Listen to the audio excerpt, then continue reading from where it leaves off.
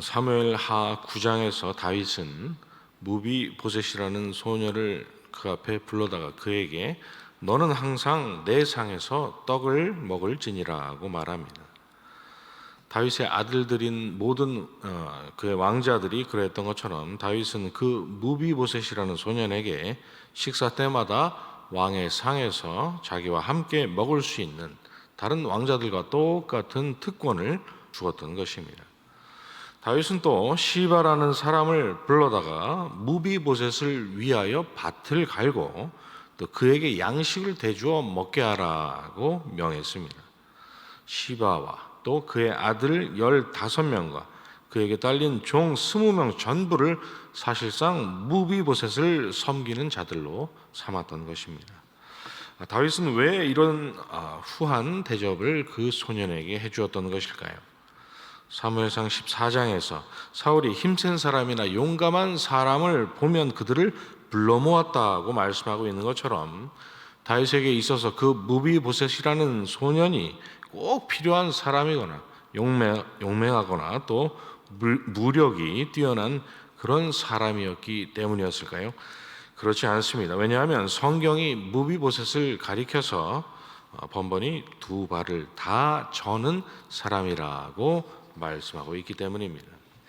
다윗이 고난의 세월을 거쳐서 그렇게 왕이 되기까지 큰 공을 세웠다든지 또 앞으로 다윗이 왕의 업무를 수행하는 데 있어서 많은 도움을 그 소년이 줄 것이라고 기대하기는 어려운 그런 사람이었던 것입니다. 더욱이 그 무비보셋에게는 다윗으로부터 그러한 대접을 받기는커녕 오히려 죽임을 당할 만한 이유가 더 큰 사람이었습니다. 왜냐하면 무비보셋은 다름 아닌 평생 다윗을 죽이지 못해서 안달이 났었던 원수 사울의 손자였기 때문인 것이죠. 그런데 다윗은 그런 그를 살려주었을 뿐만 아니라 그에게 자기 아들들과 똑같은 대우를 해주겠다고 선언했고 또 당연히 몰수해야 할 마땅한 그의 할아버지 사울의 밭 전부를 그가 소유할 수 있도록 배려를 해줬던 것입니다. 왜 그랬을까요? 이 종이 무엇이기에 왕께서 죽은 개 같은 나를 돌아보시나이까 라고 했던 무비보셋의 말처럼 아무런 공도 없고 다윗에게나 이제 새롭게 세워진 이스라엘에게나 아무런 도움도 되지 못하는 원수의 후손인 그에게 말입니다. 이유는 분명했습니다. 무비보셋은 사무엘상 21장에서 너는 내가 사는 날 동안에 여호와의 인자하심을 내게 베풀어서 나를 죽지 않게 할 뿐 아니라 여호와께서 너 다윗의 대적들을 지면에서 다 끊어버리신 때에도 너는 내 인자함을 내 집에서 영원히 끊어버리지 말라 하면서 다윗과 언약을 맺었던 요나단의 아들이었기 때문입니다. 무서워하지 말라. 내가 반드시 내 아버지 요나단으로 말미암아 내게 은총을 베풀리라고 했던 다윗의 말처럼 그 이유는 무비보셋에게 있었던 것이 아니라 다윗이 지난날 자기 생명같이 사랑했던 그의 아버지 요나단과 맺은 그 언약에 있었던 것입니다. 그런데 다윗은 오늘 우리가 읽은 본문에서 무비보셋을 보필하도록 했던 그 시바라는 사람에게 무비보셋에게 있는 것이 다 내 것이니라고 말했습니다. 지난날 그에게 허락했던 소유 전부가 이제 무비보셋이 아닌 시바의 것이라 그가 선언하면서 사실상 지난날 그에게 베풀었던 모든 선대를 다윗이 전격적으로 철회했던 것입니다. 왜 그랬을까요? 아들 압살롬에게 쫓겨 도망가는 것도 서러워 죽겠는데 시바로부터 무비보셋이 다윗을 배반했다는 그 얘기를 듣게 되었기 때문입니다. 아들도 모자라서 지난날 그토록 아들처럼 선대했던 무비보셋까지 배신을 했다고 하니 그는 도무지 참을 수가 없었던 것이죠. 그러나 다윗은 그러한 결정을 내리지 말았어야 했습니다. 왜냐하면 훗날 압살롬의 난이 모두 진압되고 그가 궁으로 돌아왔을 때 그를 가장 먼저 영접했던 사람은 왕이 떠난 날부터 평안히 돌아오는 날까지 그의 발을 맵시내지 아니하며 그의 수염을 깎지 아니하며 옷을 빨지 아니했던 무비보셋이었기 때문입니다.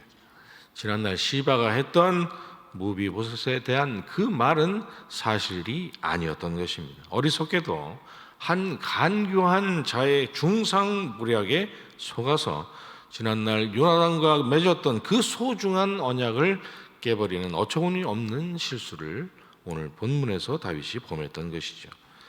이에 다윗이 자기의 잘못을 인정하는 듯이 너는 시바와 밭을 나누라 하고 뒤늦게 말했지만 그로 그 천부를 차지하게 하옵소서라고 했던 무비보셋의 말대로 요나단과의 언약의 근거에서 베풀었던 무비보셋을 향한 지난날의 다윗의 선대는 그렇게 이미 무색해져 버린 것이었습니다.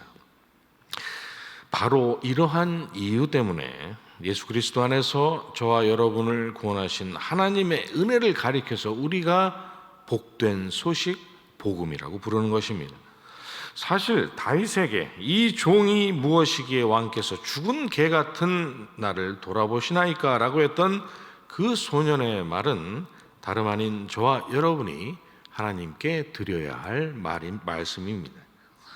왜냐하면 우리를 향해서 의롭다 하시고 또 성도라 부르시고 하나님의 자녀로 삼아주신 그 하나님의 선언은 마땅히 그런 대접을 받아야 할 자격이 있는 자들에게 주어진 보상이 아니라 다윗과 요나단이 그랬던 것처럼 창세전에 택하신 자들을 구원하시려고 맺으셨던 성부 하나님과 성자 하나님 간의 그 맹약의 근거에서 무비보셋이 다윗에게 그랬던 것처럼 하나님을 영화롭게 하는데 아무짝에도 쓸모가 없을 뿐만 아니라 하나님을 대적하고 또 하나님께서 미워하시는 일만 해대는 의롭다 하시기는커녕 멸망받을 이유밖에 없던 죄인이요 원수들에게 베풀어 주신 값없는 은혜였기 때문입니다.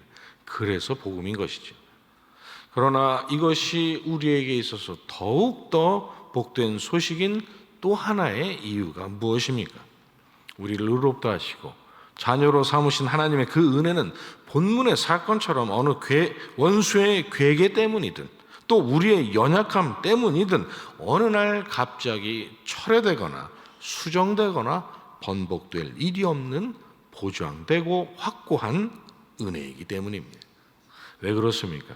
하나님은 인생이 아니시니 시건치 않으시고 인자가 아니시니 후회가 없으시도다. 어찌 그 말씀하신 바를 행치 않으시며 하신 말씀을 실행치 않으시랴 하신 민수기 23장 19절의 말씀대로. 그리고 이스라엘의 지존자는 거짓이나 변개함이 없으시니 그는 사람이 아니심으로 결코 변개하지 않으신다라는 사무엘상 15장의 말씀대로 우리를 자녀 삼아주신 하나님은 본문의 다윗처럼 그렇게 변덕스럽게 짝이 없는 사람 인생이 아니라 회전하는 그림자도 없으시고 어제나 오늘이나 동일하신, 그리고 내가 너를 지명하여 불렀나니 너는 내 것이라 하는 그 부르심에 결단코 후회가 없으신 분이시기 때문입니다. 그리고 하나님이 세상을 이처럼 사랑하사 독생자를 주셨으니 이는 그를 믿는 자마다 멸망치 않고 영생을 얻게 하려 하심이라 하신 그 선언을 하신 우리 주님은 나를 보내신 이의 뜻은 내게 주신 자 중 내가 하나도 잃어버리지 아니하고 마지막에 다시 살리는 이것이니라. 내가 그들에게 영생을 주노니 영원히 멸망하지 아니할 것이요 또 그들을 내 손에서 빼앗을 자가 없느니라. 그들을 주신 내 아버지는 만물보다 크심에 아무도 아버지 손에서 빼앗을 수 없느니라 하고 약속하셨던 분이기 때문입니다. 그래서 히브리서 기자가 믿음의 주요 또 온전케 하시는 예수를 바라보자라고 그렇게 힘주어 우리에게 강조하고 있는 것입니다. 왜 그렇습니까? 우리가 그리스도 안에서 베풀어 주신 그 하나님의 변치 않을 확고한 은혜를 입었음에도 불구하고 때마다 우리 자신을 바라보면서 그리고 그 원수의 속삭임에 우리가 귀를 기울이면서 때마다 우리의 구원의 그 확신이 늘 흔들리기 일쑤이기 때문입니다. 속지 마시고 오직 예수 그리스도만 바라보시기 바랍니다.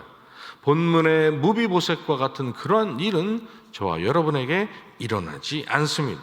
신실한 우리 하나님 때문에, 그리고 알파요 오메가요 처음이자 나중 되신 그 우리 주님 때문에 저와 여러분은 처음뿐만 아니라 시작뿐만 아니라 끝까지 마지막까지 복될 사람들이기 때문입니다.